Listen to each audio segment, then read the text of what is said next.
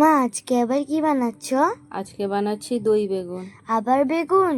হ্যাঁ, এইভাবে বেগুন বানানো তুই আগে কখনো খাসনি, খেয়ে দেখবি ভালো লাগবে। বেগুনগুলোকে এইভাবে লম্বা লম্বা করে কেটে নিয়েছো তো? হ্যাঁ, বেগুনগুলোকে ধুয়ে ভালো করে এইভাবে কেটে নিয়ে আর একটা জায়গায় লবণ, হলুদ, কাশ্মীরি লঙ্কা গুঁড়া আর সর্ষের তেল দিয়ে ভালো করে বেগুনগুলোকে মাখিয়ে নিয়েছি। মা, বেগুনগুলোকে এইভাবে রান্না করবে না ভেজে রান্না করবে? ভেজেই রান্না করব। কড়াইতে তেল গরম করে বেগুনগুলোকে এক এক করে দিয়ে হালকা লালচে করে ভেজে তুলে নেব। ওয়াও, কত সুন্দর লাগছে দেখতে বেগুনগুলো। মা, দই বেগুনে দই দিবে না? হ্যাঁ, দই দেবো তো। একটা বাটিতে দই নিয়ে ভালো করে ফিটিয়ে নিব। কড়াইতে তেল গরম হলে শুকনো লঙ্কা, কাঁচা লঙ্কা, কালো সর্ষে, কালো জিরা, কারি পাতা এগুলো দিয়ে ভালো করে একটু নেড়ে নেব।